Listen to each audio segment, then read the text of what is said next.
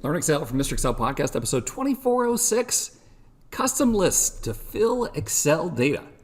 Well, hey, something different today. I made a guest appearance on Ann K. Emery's class on data visualization training. We had a nice conversation for an hour, and there were some Excel tips I showed there. Thought they might be interesting as podcast episodes, and Ann was nice enough to let me post them here on the YouTube channel. So here's a discussion about using custom lists to fill Excel data. Be sure to check out Ann's blog at depictdatastudio.com/blog. Let's get started. Yeah, okay, so what I have over here is I'm gonna put in Andy, and I have a custom list already created here with a bunch of names like that. Right.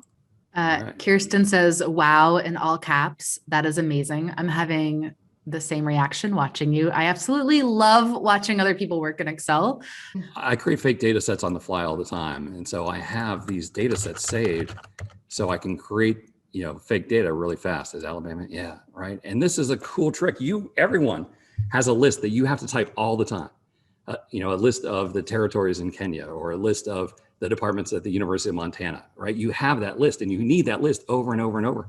And all you have to do is type your list, right? Type the list of people or anything and select that list. The list has to be at least two, as long as 250. Select the list and go into File Options.